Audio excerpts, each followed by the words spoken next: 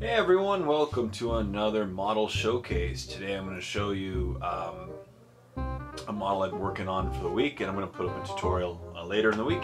It's the new Tervigon kit. A little while ago GW decided to finally put out a Tervigon / Tyranid kit, and I figured another Tervigon can never hurt in a Tyranid army. And since there was a new painting range also released, I figured, great time to do another tutorial. New paint range, new model, new tutorial. So I took a slightly different approach on this model, as you can probably tell if you compare it to the older one, which I will in just a moment. But overall I think it turned out pretty sweet. I decided to use a matte varnish on his I guess not skin, but all the white parts on him. And then what I did was I used a gloss varnish on all his carapace and on all his shell parts, just to produce a little bit of a shine to him. And I think he turned out pretty sweet. I'll just zoom out even more because he's a pretty tall model, which I'll do a comparison in just a second just to show you how big he really is. So I'll zoom in on just a little bit of him. So you can see the front, and as you can see, there's a little Tervigon right there popping out of the sack. I really love the double jaw parts on this kit. It looks really sweet in my opinion. And on all the scything talons and his claws and stuff and his feet, I tried to do a bit of a transition from a really dark red to a bit of a dark orange color, as well as I did on the spikes, which I'll just zoom in right there, as you can see, and on his eyes, his jaw parts. So looks pretty sweet. There's the feet. And as I try to keep my winter / snow theme, and the base is from my how to make a winter base tutorial that I put up a little while ago. So I'll just turn him to the side here.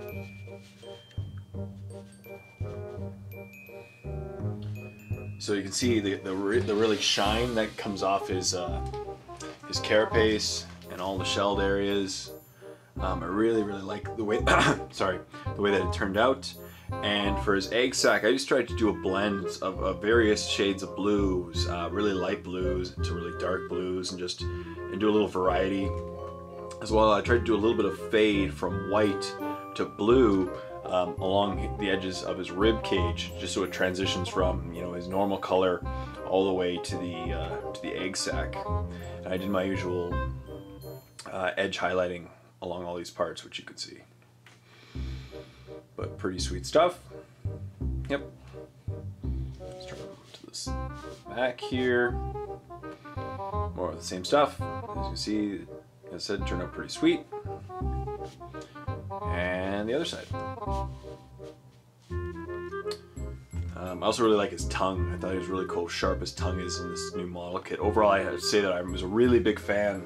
I was waiting for a long time for a Tervigon kit to come out from GW, and I'm very happy that it finally came out. I was a little bit upset that the base size was so large, because now I'm going to have to do something with my other base to make it fair in games, but overall I'm pretty happy with this model.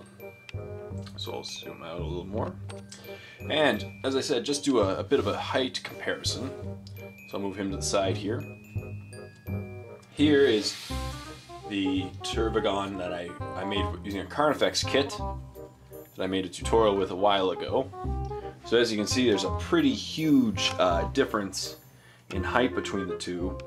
The new one is much taller than the old one, and width-wise, just turn that one to the side, and this one, huge discrepancy. I'll back up a little bit. See, as you can see, so a huge discrepancy in size. So anybody who converted their old Carnifexes, you might have to do some more converting with base size and stuff. Well, of course, 6th edition is just around the corner. Maybe they might change true line of sight rules, but we'll have to wait and see. So as well, we're on the stage of comparisons. I'll move him. Another monstrous creature that a lot of people have is the Hive Tyrant. So as you can see, it's even much taller than the tallest tip.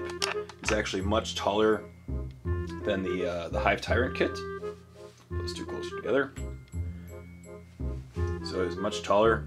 That's an old Hive Tyrant, one of the old metal ones that I put wings on. I just haven't finished it. It's been taking me forever. Yeah, and finally, one more comparison. The big kahuna in the Tyranid army. Here's one of my old Trigons that I painted up a while ago. And the Trigon is just taller than the tallest set of vents. So it's a really, really tall kit.